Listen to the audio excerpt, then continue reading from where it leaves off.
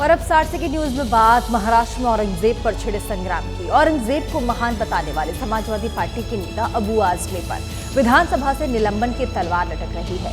हालांकि उन्होंने अपना बयान तो वापस ले लिया है, लेकिन माफी नहीं मांगी है। डिप्टी सीएम एकनाथ शिंदे ने देशद्रोही उनको बोलते हुए निलंबन की मांग तक कर दी है। अब इस पर बताया जा रहा है कि विधानसभा अध्यक्ष आज एक फैसला भी ले सकते हैं। देखिए क्या है पूरा मामला।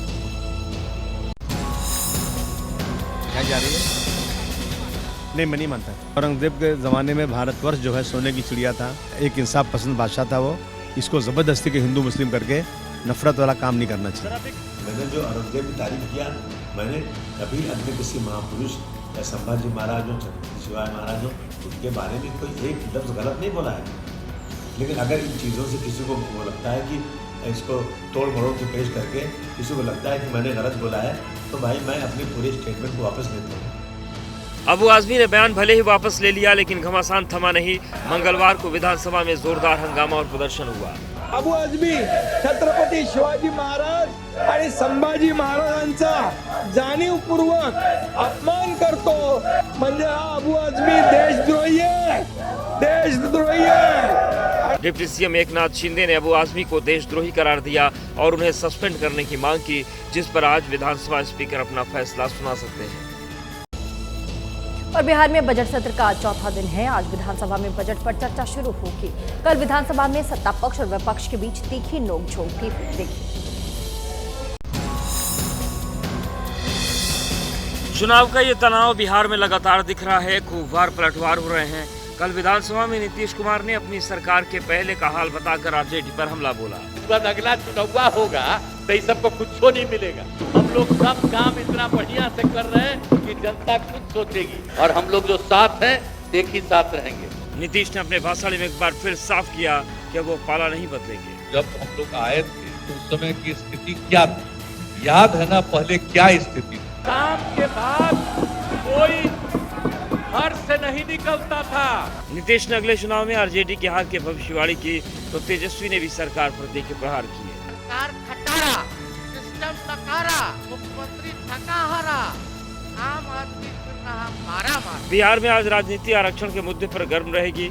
महागठबंधन के विधायक 65% आरक्षण की व्यवस्था लागू करने की मांग कर रहे हैं। सरकार ने पहले ये व्यवस्था बनाई थी, लेकिन हाईकोर्ट ने इसे रद्द कर दिया था। और 60 सेकंड न्यूज में अब बात उत्तर प्रदेश की। यहां पर यूपी के सीएम योगी आदित्यनाथ आज विधान परिषद में चल रही बजट पर चर्चा पर बोलेंगे। दोपहर ठीक 12:30 बजे के करीब योगी आदित्यनाथ का संबोधन होगा।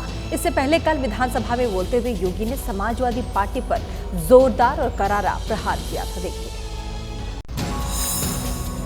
वन डिस्ट्रिक्ट वन माफिया आपने पैदा किया, आज माफिया नहीं है, दूर की कौड़ी हो चुकी है। ये वही प्रदेश था जहां पहले अपराधी दौड़ाता था, पुलिस भागती थी, पीछे अपराधी और माफिया उनको दौड़ाता था। माफिया के सामने सारे के प्रोटोकॉल फेल हो जाते थे। जो पुलिस पहले माफिया को सैल्यूट करती थी। सीएम योगी आदित्यनाथ ने समाजवादी पार्टी पर प्रहार करते हुए कहा कि उनकी सरकार में पुलिस को ज्यादा अधिकार और ट्रेनिंग देकर सशक्त बनाया गया और माफिया का सफाया हुआ। इस पर समाजवादी पार्टी ने पलटवार किया, बड़ा आरोप लगाया। मुख्यमंत्री से ये मांग है कि उत्तर प्रदेश के जो टॉप 20 अपराधी हैं उनकी लिस्ट जारी कर दे। 20 अपराधी भारतीय जनता पार्टी के नेता होंगे। भारतीय जनता पार्टी के राज्य में जंगल राज कायम हो गया है, अपराधों में बेतहाशा वृद्धि हुई है। और इसी बीच अंसल समूह पर उत्तर प्रदेश सरकार योगी आदित्यनाथ ने बड़ी कार्रवाई शुरू कर दी है। मंगलवार को विधानसभा में सीएम योगी के सख्त बयान के बाद लखनऊ पुलिस ने अंसल ग्रुप के खिलाफ एफआईआर दर्ज किया है। देखिए। कि अगर किसी को गलतफहमी होगी कि किसी गरीब का पैसा या किसी नागरिक का पैसा लेकर के वह कहीं भाग जाएगा, तो पाताल से भी उसको निकाल करके लेके आएंगे और सजा दिला देंगे। विधानसभा में सीएम योगी ने ऐलान आम लोगों के साथ अंसल ग्रुप की धोखाधड़ी पर किया और चंद घंटे बाद ही एक्शन शुरू हो गया। लखनऊ में एलडीए ने एफआईआर दर्ज कराई। एलडीए के पास बंधक 411 एकड़ जमीन फर्जीवाड़े से बेचने के मामले में real estate company Ansal promoters, Pranav Ansal, Sushil Ansal, Sunil Kumar Gupta, फेरेंसेटी पैट्रिका अटकिंसन और डायरेक्टर विनय कुमार सिंह के खिलाफ केस दर्ज हुआ है। होम बायर्स के साथ धोखा हुआ है। ये सब समाजवादी पार्टी के समय में सारे काम। उधर अखिलेश यादव ने सोशल मीडिया पर पोस्ट करके सीएम योगी पर पलटवार किया। लिखा, अपनी नाकामी को छिपाने के लिए जब लोग किसी और का नाम लेते हैं तो भूल जाते हैं कि उसी के नाम से बनी सिटी में स्थित मॉल और हॉस्पिटल का उन्होंने उद्घाटन किया था। अगर सब गलत था तो वहां अपना बुलडोजर लेकर जाते, कैंची लेकर उद्घाटन करने क्यों पहुंचे। और सार्वजनिक जगहों पर गुटखा थूकने से गंदगी देश में कोई नई बात नहीं, लेकिन कल यूपी विधानसभा में जब ऐसी तस्वीर दिखा तो विधानसभा अध्यक्ष ने सख्त नाराजगी जताई और ऐसा करने वाले विधायक को कड़ी फटकार भी लगाई है। कौन है सफाई कर्मचारी को निकल जाओ। विधानसभा की हरी कालीन पर गुटखा खाकर किसने थूका, इसका पता लगाइए कि किसने ये थूका। गुस्से में यूपी विधानसभा के अध्यक्ष। ये क्यों थूके? यहाँ थूकने के मेरी इज्जत है कि सबकी इज्जत है? एक आदमी की वजह से सबकी इज्जत क्यों जाने दूंगा। यूपी विधानसभा की कार्यवाही शुरू होने से पहले जब विधानसभा अध्यक्ष सतीश महाना पहुंचे तो उन्हें कालीन पर धब्बा दिखाई दिया। ध्यान से देखा तो गुटखे का निशान था। उन्होंने तुरंत सफाई कर्मी को बुलवाया। यही करते रहेंगे, लोगों की सूख साफ करते रहेंगे। विधानसभा अध्यक्ष ने खुद खड़े होकर गंदगी साफ करवाई और विधानसभा में सभी विधायकों के सामने ऐसा नहीं करने की सख्त हिदायत दी। मैंने वीडियो में उस माननीय सदस्य को देख भी लिया है, लेकिन मैं किसी इंडिविजुअल को अपमानित नहीं करना चाहता, इसीलिए उनका नाम नहीं ले रहा हूं। आगे से मेरी सभी सदस्यों से ये निवेदन है कि अगर किसी भी अपने साथी को ये करता हुआ देखें तो वो लोग वही रोक दें। और एक बार फिर से मुजफ्फरनगर का नाम बदलने की मांग उठी है। ये मांग यूपी की विधान परिषद में बीजेपी के एमएलसी मोहित बेनीवाल ने उठाया है। देखिए, महाभारत काल से जुड़े जनपद मुजफ्फरनगर का नाम बदल करके लक्ष्मीनगर करने की मांग इस सदन के माध्यम से करना चाहता हूं। हमारे सांस्कृतिक गौरव, सभ्यता के पुनर्जागरण और ऐतिहासिक सत्य की पुनर्स्थापना का संकल्प है। यूपी के विधान परिषद में बीजेपी के विधान पार्षद मोहित बेनीवाल ने जब मुजफ्फरनगर का नाम बदलकर लक्ष्मीनगर करने की मांग की तो मुजफ्फरनगर के सुनहरे इतिहास की भी याद दिलाई। हमारे सांस्कृतिक गौरव, सभ्यता के पुनर्जागरण और ऐतिहासिक सत्य की पुनर्स्थापना का संकल्प है। मुजफ्फरनगर कोई साधारण भूमि नहीं है। महाभारत काल से जुड़े हुए इसी जनपद के शुक्रताल में राजा परीक्षित ने ऋषि सुखदेव से भगवत पुराण का ज्ञान प्राप्त किया था। क्या यह उचित है कि यह पवित्र स्थान एक मुगल शासक मुजफ्फर अली के नाम से जाना जाए? पश्चिमी यूपी का मुजफ्फरनगर गन्ने की खेती के लिए मशहूर है। अब सवाल यह है कि प्रयागराज की तरह मुजफ्फरनगर का नाम बदलता है या नहीं। दिव्य लोक से ज्यादा सुंदर है भारत का गांव, गर्व से कहो यह मेरा भारत है। और दिल्ली में डबल इंजन की सरकार का असर दिख रहा है। रात 9 बजे से 2 बजे तक पुलिस ने विशेष सुरक्षा अभियान चलाया है। इसमें दिल्ली पुलिस के कमिश्नर संजय अरोड़ा भी शामिल हुए। दिल्ली में सुरक्षा इंतजाम को लेकर पुलिस के बड़े अधिकारी बीती रात सड़क पर दिखे। खुद पुलिस कमिश्नर संजय अरोड़ा ने दौरा किया और अधिकारियों को कानून व्यवस्था से किसी तरह का कोई समझौता नहीं करने के निर्देश दिए। दिल्ली के अंदर सभी जिलों की जो पुलिस है वो सड़कों पर लगातार पेट्रोलिंग कर रही है। सभी आला अधिकारी जिनमें डीसीपी, ज्वाइंट सीपी और स्पेशल सीपी है, उनको सड़कों पर उतरने के लिए कहा गया है।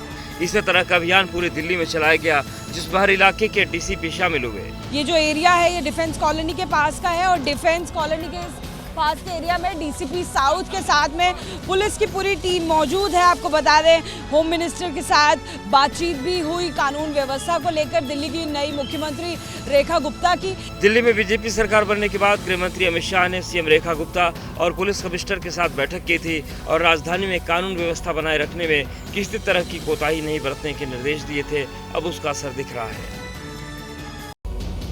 और आज पंजाब के किसान अपनी अलग अलग मांगों को लेकर के चंडीगढ़ में धरना शुरू करने वाले हैं। धरने से ठीक पहले पुलिस किसान नेताओं के खिलाफ कार्रवाई कर रही है। देखिए,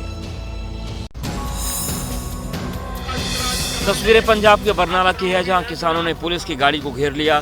चंडीगढ़ में धरने से पहले किसान नेताओं के घर लगातार पुलिस पहुंच रही है और उन्हें हिरासत में ले रही है। जे इस मुल्क दे विच कोई लोकतंत्र है ते लोकां नूं आपदी गल करन दा, आवाज़ चुकण दा हक हैगा वा।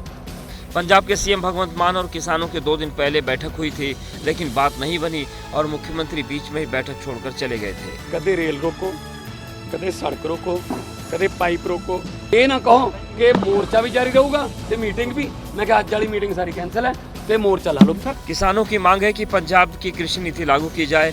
बासमती चावल, मक्का, मूंग समेत 6 फसलों पर MSP पर खरीद हो, कर्ज के समाधान के लिए कानून बने, हर खेत तक नहर का पानी पहुंचे और गन्ने के बकाये का भुगतान किया जाए। किसान अपनी मांग को लेकर धरने पर अड़े हुए हैं। पूरे राज्य से किसान 12 बजे मोहाली में जमा होंगे। उसके बाद चंडीगढ़ से सेक्टर 34 ग्राउंड की तरफ मार्च करेंगे। पुलिस की कोशिश है कि किसान चंडीगढ़ न पहुंच पाएं। बड़ी खबर आपको बता दें, दूसरे कार्यकाल में संसद के पहले संबोधन में राष्ट्रपति डोनाल्ड ट्रंप ने दोहराया है कि जो देश जितना टैरिफ लगाएगा, अप्रैल से हम भी उतना ही टैरिफ लगाएंगे।